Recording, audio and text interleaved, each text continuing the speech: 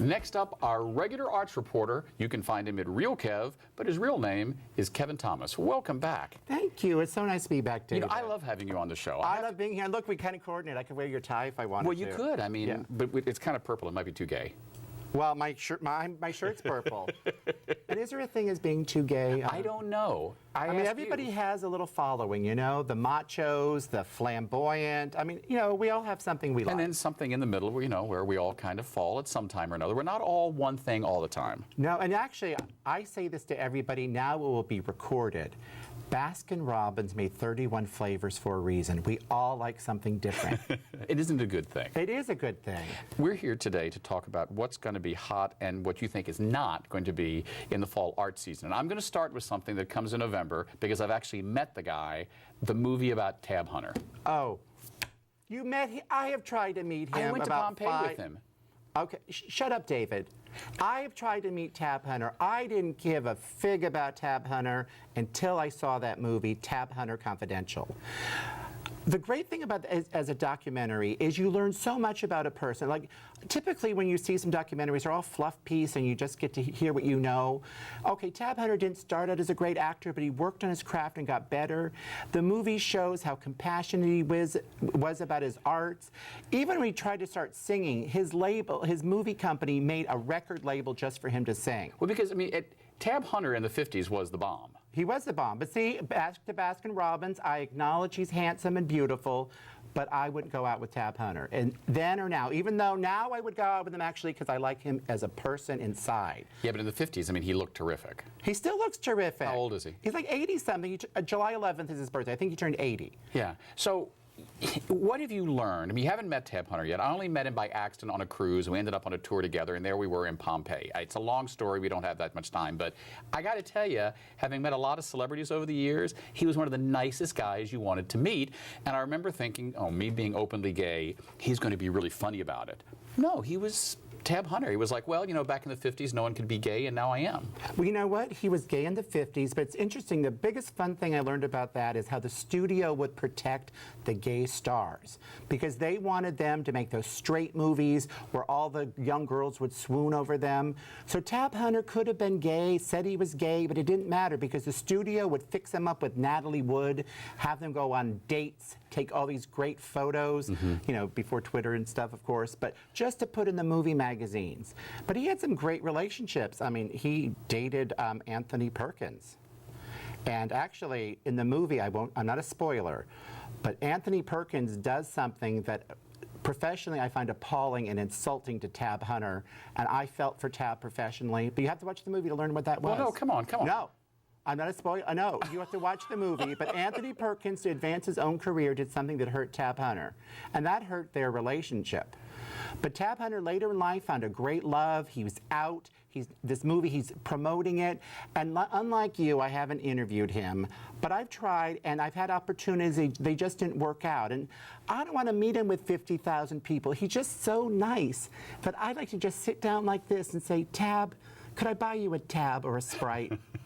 Sorry, that was a stupid That was joke. okay, but I got it. But it was good. It was good. So that's November 6th. We're going to see the documentary. And that's going to be screened where? Oh, it's opening slowly nationwide. It's still in film festivals. In fact, it just played last month or earlier this month at a California Independent Film Festival. It's been playing film festivals like 6 months, but November 6th marks its theatrical release. I think it's coming to Berkeley and San Francisco for sure at Landmark Theaters. What else is coming up this fall that's really got you hot? Well, the fall is like the great time for live theater. You know, like it's like TV. So everyone announced their 2015-16 season. I'm most interested in two at the Ray of Light. They only have 2 shows. First, there's Lizzie the musical. Lizzie, as in Lizzie Borden. Lizzie Borden took an axe, gave her husband. And they don't even sing that song. How can you not? Well, because they have original songs. So Lizzie takes an act and she acts and she sings along while she's I can't even say that word. I must sound gay still. Axing people all the way through like the musical. I saw it in Portland like last year. It's a really, I don't want to say fun. I mean, how fun is it to watch someone chop up people in a musical unless you're sick like I am? But Ray of Light is also, and that's going to run through, it's playing now, and it's going to run through November.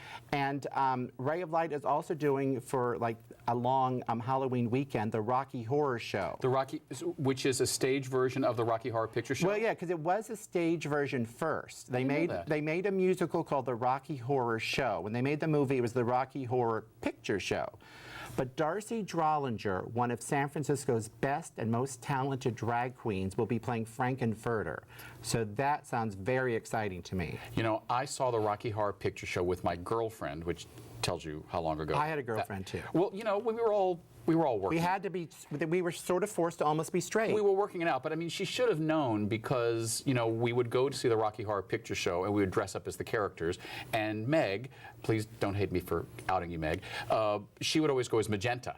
But I always wanted to be Frankenfurter. But I had blonde hair then, so everyone wanted to be Rocky. But I was like, no, I wasn't butch enough. But I always wanted to be Frankenfurter. Frankenfurter could have blonde hair. I think when Tom Hewitt did on the Broadway revival, he had blonde hair. Yeah. So, also, the new Conservatory Theater Center, they have a season coming up where it sounds like everything is a Broadway thing. They're opening up with The Nance, which Nathan Lade played on Broadway and got a Tony nomination.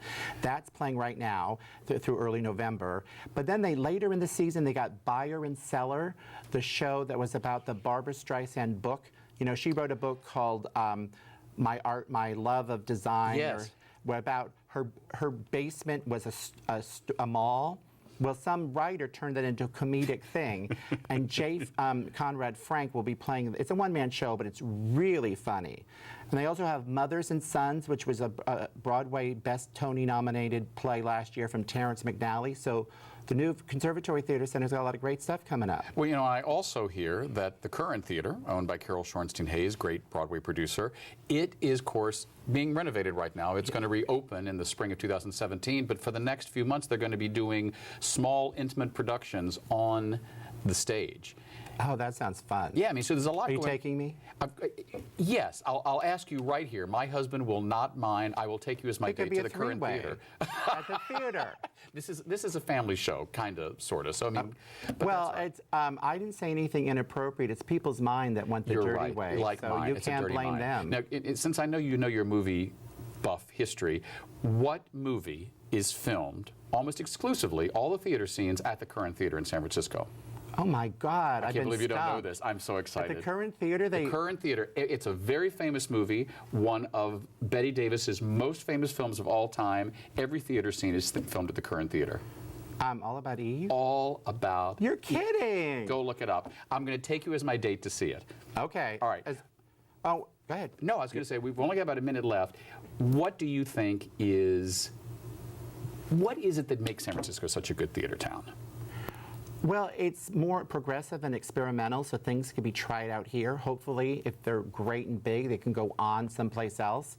But if they're not, they still found a great audience in San Francisco. Because not everything that goes to Broadway, if you don't make it, it doesn't mean you're bad. You're just not meant for all the masses. Right, so if it wasn't for San Francisco pushing the envelope, we wouldn't have really creative theater. Yeah, right, exactly. Thank you. I'm going to say that I said that. You can take full credit for that. Thank you. Real quick, in our closing moments, if people want to find you online or at Twitter, where do they go? Real Kev, that's like movie real, REELKEV.